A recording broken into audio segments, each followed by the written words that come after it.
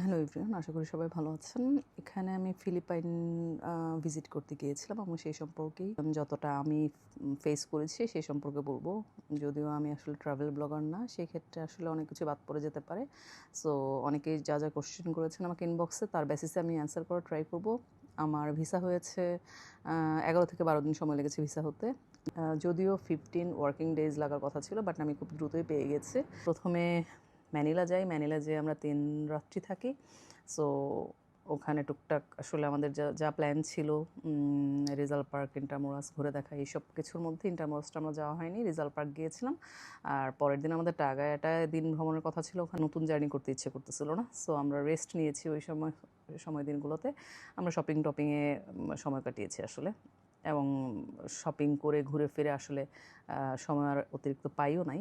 So ডাল lake দেখা হয়নি, হয়তো নেক্সট টাইম গেলে দেখা হবে।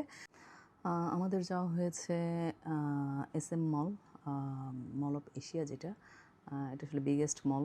গুরুত্বপূর্ণ তথ্য দিয়ে রাখি, এক হলো আমি সিম এয়ারপোর্ট থেকে কিনে নেই, কারণ এয়ারপোর্ট থেকে সিম কিনতে গেলে অনেক দাম পড়ে যেত। সো আমি বাইরে থেকে 7-11 থেকে কিনেছি। সো এটা আমার জন্য খুবই কনভিনিয়েন্ট হয়েছে, পুরো সময় কাটে আসছে, আমার কোনো সমস্যা হয় নাই।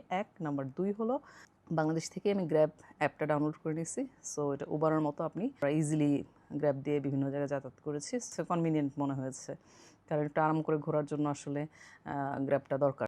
গিয়েছিলাম ভ্যানিস গ্র্যান্ড ক্যানাল মল, এটাও একটা শপিং মল। ভ্যানিসের মতো করে ওরা ক্যানালটা সাজিয়েছে, এখানে নৌকা দিয়েও ঘোরা যায়। So kind of unique layout of canals, অনেক সুন্দর। তো ভালো লাগে, মানে ফ্লোটিং সিটি যেটাকে বলে আর কি। খাবারের ব্যাপারে যদি বলতে চাই, সেই ক্ষেত্রে আসলে হালাল খাবার খুঁজে বের করে খেতে একটু পরিশ্রম করতে হয়। যে রেস্টুরেন্ট পর্ক কুক হচ্ছে, ওই রেস্টুরেন্টে আমি খেতে পারি না। একদম যেগুলো হালাল ফুড ওখানেই যে খাওয়ার চেষ্টা করেছি। সো দেখা গেল যে আমি খাবার যে টাকার খেয়েছি সে যাতায়াতে তার চেয়ে বেশি চলে গেছে, এরকম হয়েছে। শপিং মলগুলো বেশ ভালো ওখানকার, বাট সব কিছু কেনার মতো উপযুক্ত না আসলে। ব্র্যান্ডেড জিনিসগুলোতে একই রকমের দাম, বাট আপনি অরিজিনাল জিনিস পাচ্ছেন, এই জন্য ওই জিনিসগুলোই কেনা যায়। তবে সোফার আমাদের অনেক ভালো লেগেছে আসলে ম্যানিলাতে। এরপরে গেলেও হয়তো আমি ম্যানিলাতেই কয়েকদিন থাকবো।